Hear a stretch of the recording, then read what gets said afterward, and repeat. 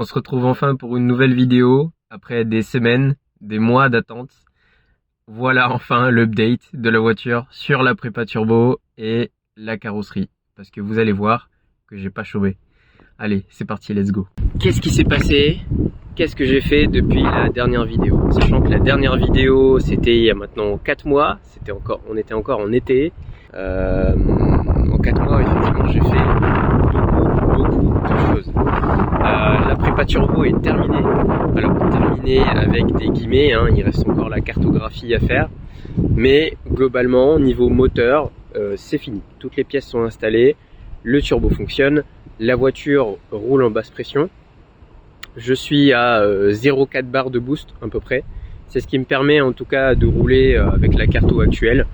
Plus de boost, mon AFR est pas bon. Donc je me contente de 0,4 bar pour l'instant. Quand la carto sera faite, en faisant la carto, pardon, je monterai à 0,8 bar.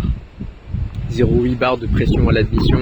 Alors, c'est théorique, mais grosso modo, on devrait être à quelque chose comme 250-260 chevaux. Ce qui est déjà pas mal du tout pour une Hyundai Coupé qui en fait 140 d'origine, 143 pour être exact. Franchement, je suis assez fier de ce que j'ai pu faire. Il y a un très bon ami à moi qui m'a aidé pour tout ce qui est soudure, etc. Mais montage de pièces, etc. Voilà, tout s'imaginer, ça sort de là directement. Il n'y a personne d'autre qui a fait, ce build là. Par contre, tout ce qui est électronique, je suis une brêle, donc je n'ai absolument rien fait du tout. Un bon ami à moi qui s'y connaît vraiment très bien en mécanique et tout ce qui est reprogrammation, cartographie, etc. m'a tout fait. Donc un grand merci à lui. Sans lui, la voiture ne serait pas terminée, clairement. Voilà. Allez, assez parlé, je vais vous montrer tout ça. Donc là voilà, comme vous pouvez le voir, la première chose qui saute aux yeux, c'est ce kit large. C'est ce kit large fait sur mesure, sur laquelle j'ai passé une quantité d'heures astronomiques à bosser. Donc là le kit est terminé, hein, il est parfaitement intégré à la carrosserie. Mastic, etc., ponçage, primaire, garnissant, après, etc. Alors vous pouvez voir que là par contre sur le pare-choc c'est pas fini. Je suis en train de faire une lame custom en fibre et le pare-choc je dois le terminer. Donc bon, ça c'est tout, hein. Il me reste un petit peu de travail, mais dans les grandes lignes on va dire que c'est terminé. Vous pouvez voir également les nouvelles jantes. Les nouvelles jantes qui sont du 18 pouces. Alors 18 pouces en 9,75 pouces de large, donc ce qui est énorme, hein, et ET19. Voilà. Les pneus à l'arrière doivent être changés, même s'ils sont encore en assez bon état, mais niveau style ça me correspond pas, donc de toute manière les pneus vont être changés. Là à l'arrière c'est du 225 45 18 en termes, ce qui fait que les flancs sont super tendus. À l'avant par contre les pneus ont déjà été changés,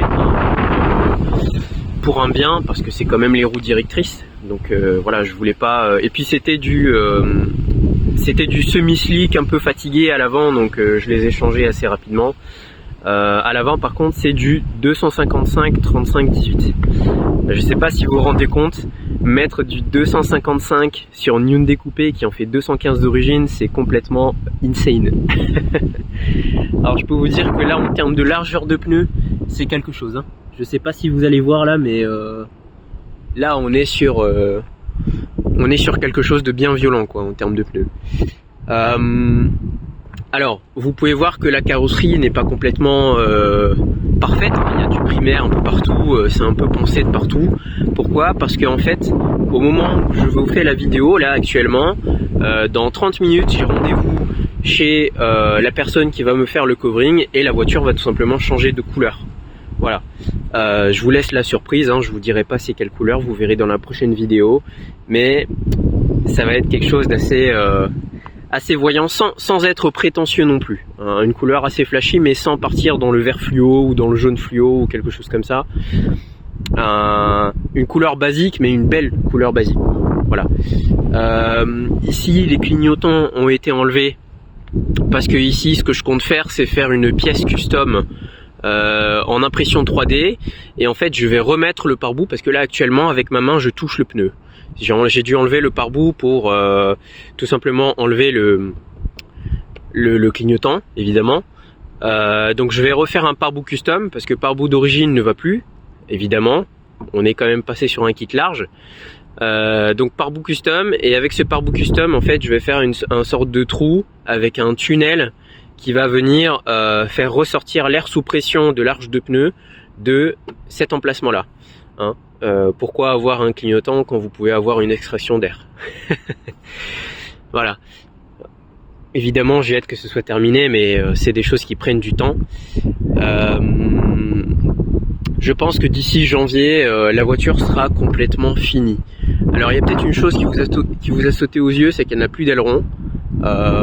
L'explication est toute simple, comme je vous l'ai dit tout à l'heure, la voiture a rendez-vous pour le covering dans moins d'1 heure. Donc évidemment j'ai fait sauter l'aileron pour que le monsieur qui s'en occupe puisse travailler tranquillement. Eh bien, assez parlé de carrosserie, on va vous montrer le vrai sujet de la vidéo. Voilà donc un G4 GC prépa turbo. Ah, c'est beau, hein. Alors je suis passé en enregistrement vocal sur mon téléphone après coup parce que je me suis rendu compte qu'il y avait beaucoup de vent. Donc là tout simplement vous voyez le collecteur qui est blanc. Si certains se demandent si c'est de la céramique, alors la réponse est non. C'est tout simplement moi qui ai décidé de le peindre en blanc parce que j'aimais bien. Donc c'est du blanc haute température que vous pouvez retrouver partout à Carter Cash. Donc voilà mon admission.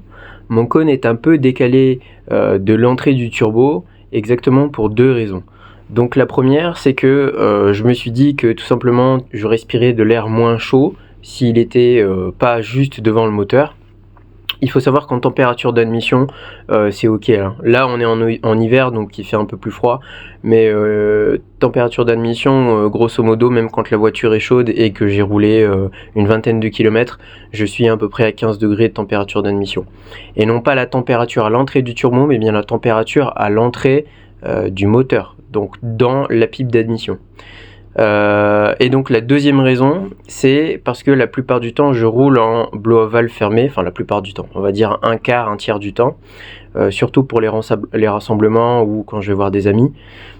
Pourquoi blow-off valve fermé? Tout simplement l'air ne ressort pas du coup par la blow-off valve mais par le turbo, et ça fait ce fameux bruit qu'on kiffe tous de sututut, de turbo surge. Voilà, alors c'est un peu nocif pour le turbo, mais j'ai envie de dire c'est un turbo chinois Max PX Gross que j'ai payé 120 balles. Alors s'il casse dans 5 mois, j'en ai pas grand chose à faire.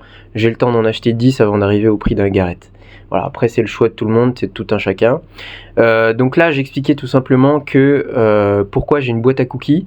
Et tout simplement j'ai une Arduino en fait dans la boîte qui est reliée à tous les capteurs et toutes les sondes qui sont elles-mêmes connectées à une application sur mon portable qui me permet d'avoir en fait toutes les informations. Les 2 EGT, donc une EGT pour sortie de culasse directement dans le collecteur d'échappement et une EGT pour la downpipe pour la température turbo. Et le capteur de température d'admission et le capteur MAP, parce qu'on a rajouté un capteur MAP, et il y a un dernier capteur de pression d'huile, voilà. C'était pas une mince affaire d'installer le turbo dans la voiture, principalement à cause de la forme et de la taille de mon collecteur.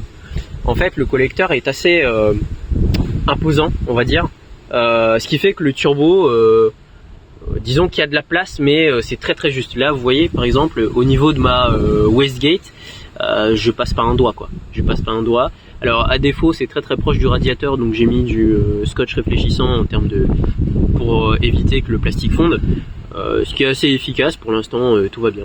Et pourtant j'ai déjà assez bien roulé avec la voiture et pendant les longues périodes, donc j'estime que c'est suffisant. De la bande thermique sur la downpipe, je sais pas si vous allez le voir comme ça. Ici donc il y a de la bande thermique sur la downpipe. Pourquoi? Parce que la downpipe passait vachement près de l'alternateur, donc j'ai dû mettre de la bande thermique pour éviter de faire fondre le fil, ce qui serait regrettable. Qu'est-ce que je peux vous dire d'autre à part le fait que ça marche. Ça marche. Donc là 0,4 bar, en termes de ressenti, je devrais être aux alentours des 200 chevaux, honnêtement, en 190-200 chevaux. Et alors le turbo est un peu gros, donc pour moi ce n'est pas un souci. Pour certains ça peut être un peu embêtant, mais pour moi c'est pas un souci. Je compte pas faire de compétition, ni de run, ni de course, ni quoi que ce soit. Simplement profiter de la puissance de ma voiture. Donc j'ai un effet, si vous voulez, coup de pied au cul, c'est-à-dire que avant 3500-4000 tours minute, la voiture est en atmo, en fait, elle peine à avancer. Et puis à partir de 4000 tours minute, on sent le turbo qui s'enclenche et c'est du on-off quoi. C'est du on-off. Moi personnellement, ça me plaît. Comme je disais, il y a certaines personnes à qui ça plairont pas, mais voilà, c'est les goûts de tout un chacun. Voilà. Bah écoutez, je pense qu'on a fait le tour.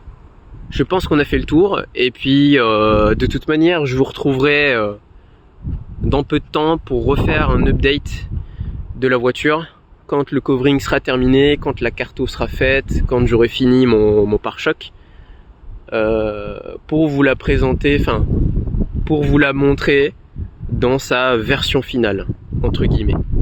Voilà, sur ce les gars, je vous dis à bientôt. Allez, ciao.